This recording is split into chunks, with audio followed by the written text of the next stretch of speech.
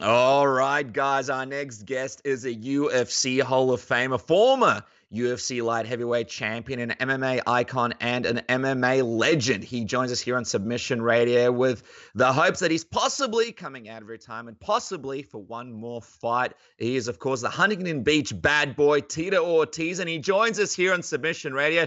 Tito, welcome to the program. I'm doing good, man. Thanks for having me on the show. Always really coming out of retirement. You know, I'm going to stay retired. I'm going to come out and kick Chuck Liddell's ass and give me the opportunity to put my hands on his face. So it's official. You are officially coming out of retirement. Yeah. The fight's not official, but I started been working now for about almost a month and a half. My body feels great. I bounced back faster than I expected, which is great. But I feel good, man. I'm anxious. I'm just waiting on Chuck Liddell's side to kind of sign the contract, get this done. So it's a matter of time. So you mentioned that you're waiting on his side. Are you saying from your perspective, everything's been signed and sort of dotted on the line?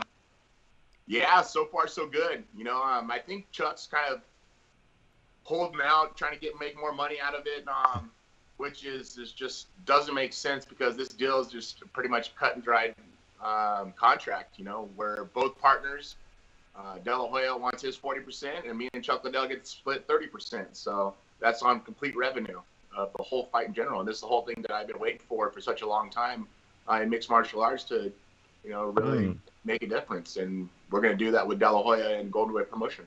Wow. So how did it come that De La Hoya is officially the one who's going to be promoting the fight? Because I know some people were thinking, you know, maybe this fight will end up in Bellator. And some people were saying, you know, why doesn't the UFC host this fight? Was there any point where you reached out to Dana and just said, hey, listen, we're thinking about doing this fight. Are you interested at all?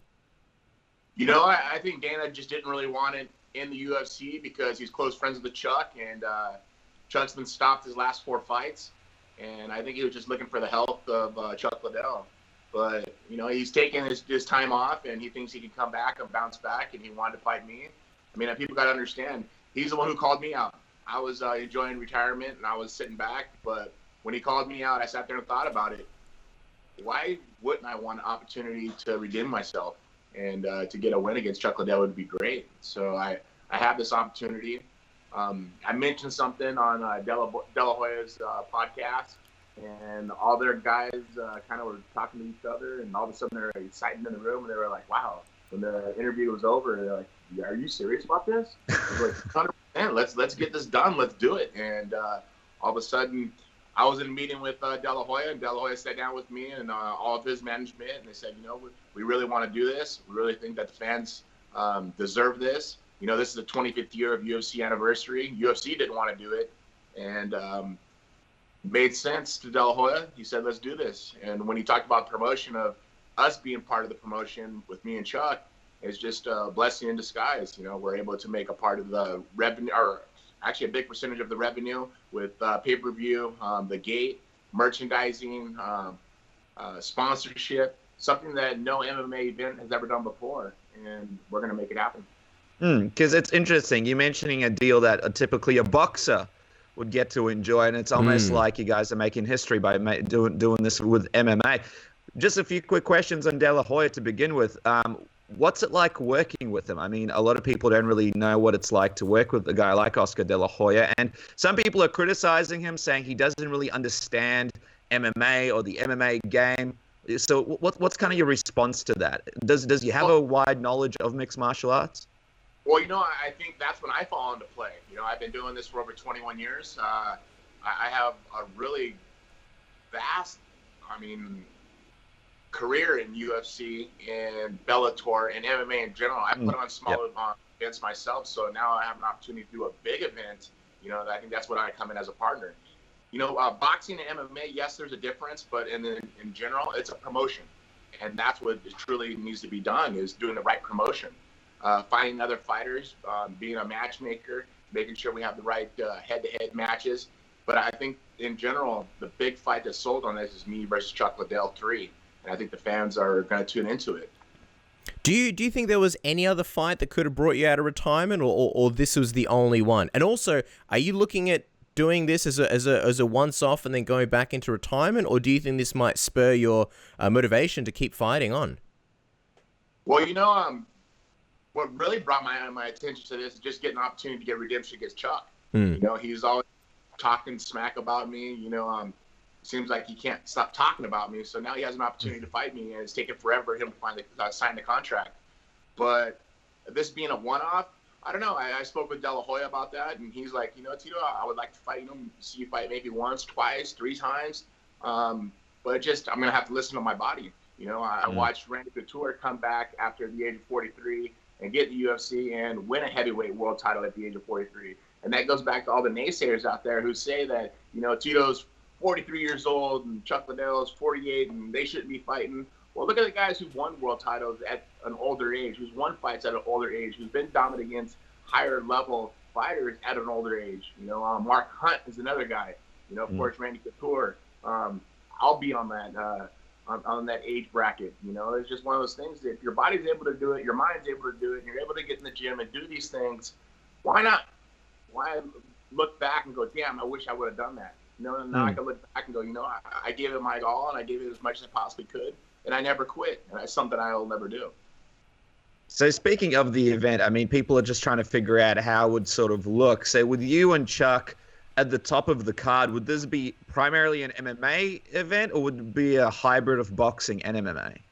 It would be strictly an MMA event. This would be the beginning of Goldenboy MMA. Mm-hmm. Interesting. And when you guys are looking at pay-per-view and sort of pay-per-view numbers that you sort of forecast or expect, how much, because it's a big fight, it's something that a lot of people have been looking to see for quite some time. Also, Chuck Liddell hasn't fought in a long time, which also adds to it. Obviously, you have a huge fan base.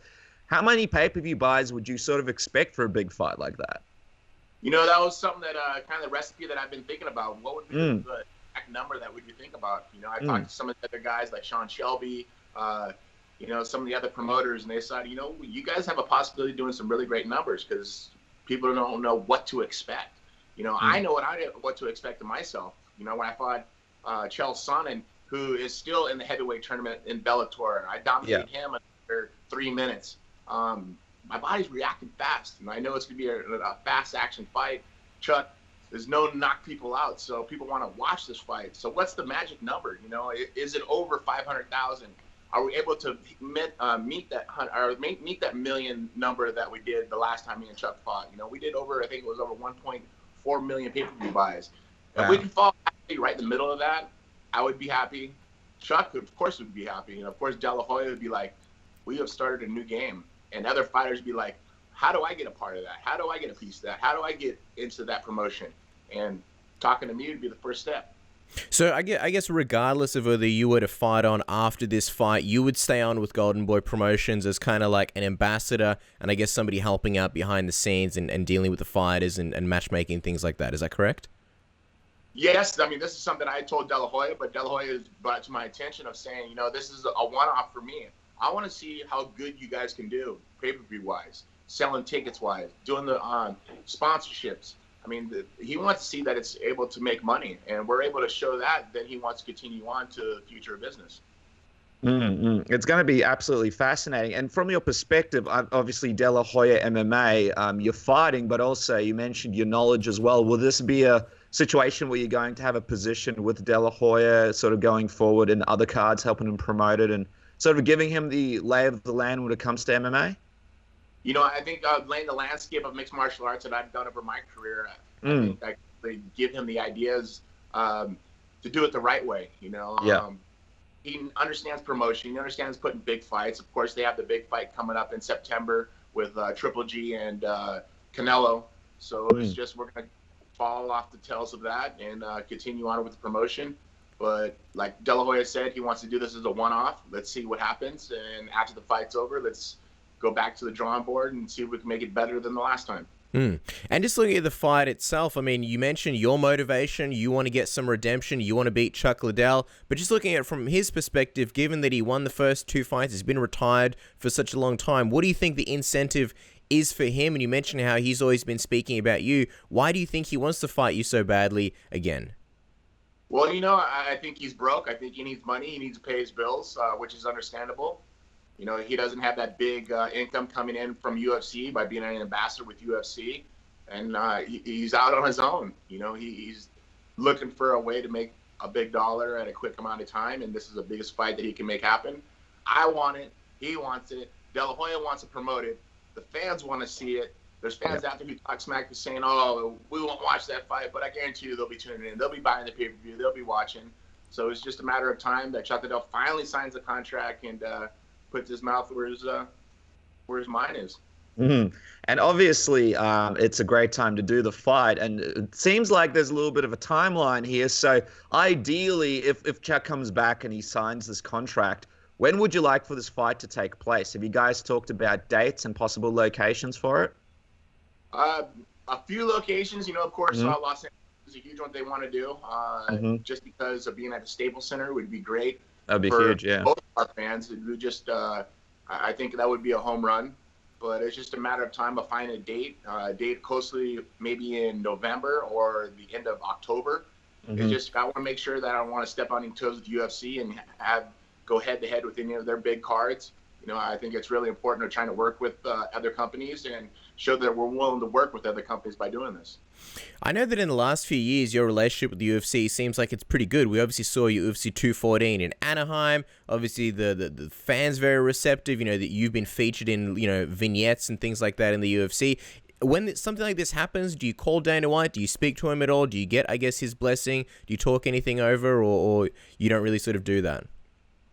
No, I wish I was on that level of doing that with them. You know, I kind of keep business away from our personal stuff because we always clash so much prior. Yeah. Now if he doesn't like something, he would shoot me a text and he'd say, "No, don't do it," and I won't do it. I think in time cures all wounds, and it's just a matter of time that it has been.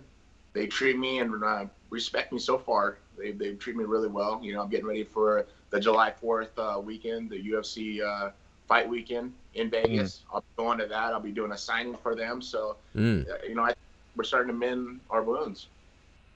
You mentioned how, this is a huge fight, but we know there's a history between you and Chuck, and, he can't sort of keep your name out of his mouth. But when you retired, did it bother you at all, the fact that you guys never got to do the trilogy, the third fight between each other? And are you sort of relieved that you're getting an opportunity possibly to fight him and sort of get that out of your mind if it has kind of bothered you from time to time? Always bothered me a whole bunch. People got to understand this. They don't know the whole story behind that. We were both doing The Ultimate Fighter. We were both coaches. I was training at that time with the guys who were on my team, and I ended up getting hit by a punch. And all of a sudden, I went back to go take a nap. A little break, I go to get up, and I couldn't stand up. I had, C6, C7 that had a disc that was completely ruptured. I went to Dana, and I told him about it. He's like, "Well, we need to have the doctors look at it. You need to go to L.A." So I went to L.A.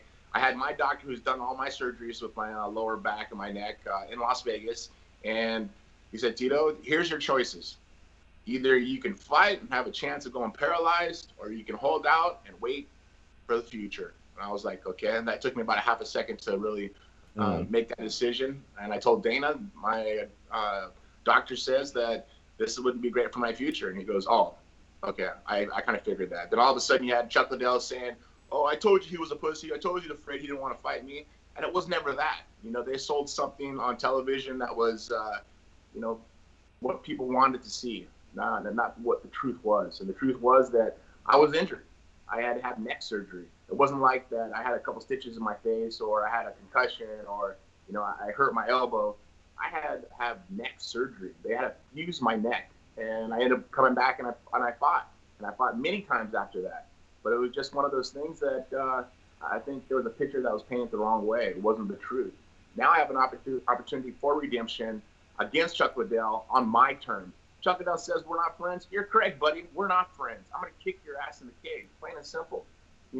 It's just one of those things that you lose respect for a person after he lies so much over and over and over. This is one thing that I've learned through my trash talk through my career is never lie, never talk about a person's country, and never talk about a person's family. And I've kept those things as clear as possible through my whole career. Chuck Liddell has nothing but lied, and he's correct. We're not friends. Let's fight on our terms, not on the UFC terms, not on your terms with Dana, where Dana and the UFC were against me. Let's do it where everything's on my side now. Let's do it when everything's in my court and I'm able to push the buttons, not him or Dana. And it's nothing against Dana. I understand Chuck was his boy back in the day, and Chuck never said anything against the UFC. He always just fought for pennies. You know, at the end of the time where we did fight our last time, we did fight for millions. But prior to that, our first fight, we only fought for $150,000, where they made over $40 million for the pay-per-view. What am I doing wrong that boxers are doing? You know, you see guys like Floyd Mayweather and McGregor. So McGregor made over $100 million for his boxing match.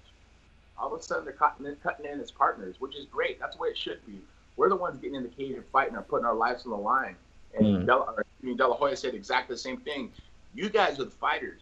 You are the guys that should be getting the most of this revenue. And I want to do this and make this happen for you guys. And so that's when I was like, you know what? I'm on board. Let's do this. Let's make sure my body reacts the right way, and it has over the last 6 weeks, and I'm happy. Chuck Liddell's done the same thing too. He's looking good. You know, some of the pictures I've seen of him, some of the times that he's hit pads over the last 4 or 5 weeks, you know, it looks like he's in shape. It looks like he's ready to fight. So let's get this fight signed. Let's get this done so we don't lose time on promotion. You know, if it happens in October, that would be great. If it happens in November, that'd be great. But let's do a good 4-month tour of promotion to get the hype around this fight, because I have an opportunity for redemption. I think all my fans would love to see my hand raised over Chuck Liddell. And that's an interesting thing that you mentioned, the fact that Chuck sort of went along, you know, during the high days in the UFC, he sort of didn't really question Dana much and sort of stuck with the deals that he got given, while you got a little bit of flack for, you know, sort of speaking up about fighters not being paid properly and different things like that. Do you think ultimately, looking at where Chuck is now financially and where you are, you know, making investments and sort of making sure you're getting fair deals and other fighters getting fair deals, do you think that sort of paints a bit of a story of possibly he should have been a little bit more vocal with the UFC during those kind of periods? I always thought he would. I always told him, I said, what are we going to do when we're 40 years old, man? I don't want to continue to fight. All of a sudden we look at time, and time tells everything. You know, we're going to be fighting against each other, but we're going to be fighting for the right reasons that I've been trying to fight for in the very beginning of my career. And it's just like funny because everything always comes full circle in my life, and this is completely coming in full circle. I guess it's pretty fascinating looking at the contrast between the two of you, because you're in a position in your life where, you know, you're comfortable, you're settled, you don't have to fight, but this is, I guess, something that this is a fun opportunity for you. You get a chance at redemption, whereas it seems like Chuck's sort of looking for, you know, a second win, a bit of a resurgence in his career. He's talking about how he wants to fight you, he wants to have a bunch of fights, and then he wants to go and fight Jon Jones. When you hear him say things like that, what do you make of it, and do you think that's realistic? You know, I guess he got to believe in himself, you know, and he always has through his career. He has to believe in himself, so he has to believe in himself now, which I hope he does. You know, that'll make it exciting. He'll want to train. He'll want to put the best Chuck Liddell forward. So when we do step in the cage and face each other, you're going to get the best fighters you're going to see. If he wants to continue on fighting, what's going to happen if I touch him on the chin and I knock him out in the first round? What's going to happen to his career? I know all my fans will be jumping out of their seats, screaming in joy. I'll be doing the same thing because I got my opportunity. This is just an opportunity for me for redemption. I've always been a person through my whole life that when someone told me I couldn't do something, I said, wrong, I'm going to do it. And, you know, I missed once, I missed twice. Maybe the third time is my charm. I was going to say, do you think there is a scenario where he could at any point be competitive with Jon Jones, especially, you know, if it is in not 2018, but maybe 2019? And do you think if the fight goes your way when you guys do fight, and like you mentioned, there's a possibility that you knock him out, that could sort of derail those plans for him pretty quickly? Well, I'm really not worried about what his plans are. I know exactly what my plans are going to be. You know, he's going to have to defend the takedown. He's going to have to defend the ground and pound, or he's going to have to defend being on his feet. It's just one of those things. I'm a totally different fighter than I was when I fought him. All in general. I mean, as a fighter of my respective abilities, at home, my relationships, you know, with my kids, my girlfriend Amber. I mean, everything is just so positive. Everything is such in a great environment that my body just reacting the right way. My mind wants to do the training. My mind wants to put the hard work in. And I think fans really want to understand that, because this is my opportunity for redemption.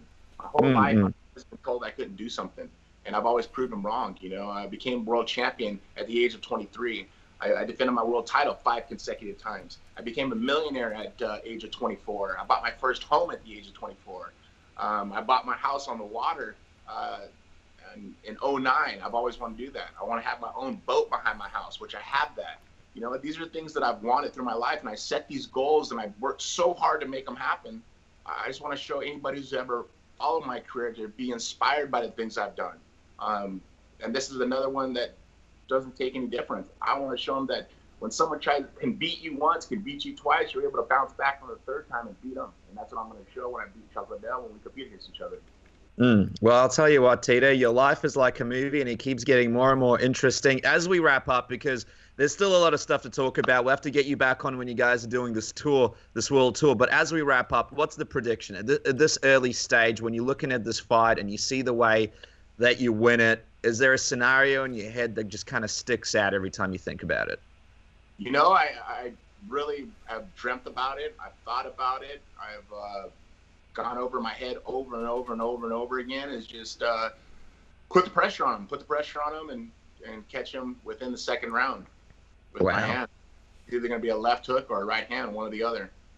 Wow, there it is. A very, very specific prediction. Guys, in the meantime, make sure to check out Tito's new watch. He's got a partnership with Rockwell Watches. It's the Tito Ortiz Hall of Famer collection.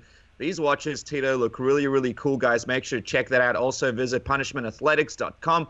There's a lot of new gear for you guys to check out. It's warm down here. It's cold down here in Australia, so grab your hoodies, get your hats, get your beanies. Time right now, right? Yeah, it is freezing, man. So I think it's time to get warm, and it's a good way to get warm by wearing some Punishment Athletic clothing. That's punishmentathletics.com. And, of course, follow Tito on Twitter at Tito Ortiz and Instagram, Tito Ortiz 9099. Tito, again, thank you so much for coming on the program. We're excited to see what happens. Thank you for your time, and excited to see when this fight goes down. Awesome. Me too, man. I want to appreciate you guys' support. Of course, anybody who watches this, it's going to happen. This fight is going to happen. It's a matter of time. Chuck Liddell, come on, buddy. Stop asking for pennies, man. You're stepping over dollars looking for pennies. Let's sign this fight. Let's get it done so we give all the fans 25 years of mixed martial arts, 25 years of UFC. Let's give them the best fight forward, and that's Tito Ortiz versus Chuck Liddell 3.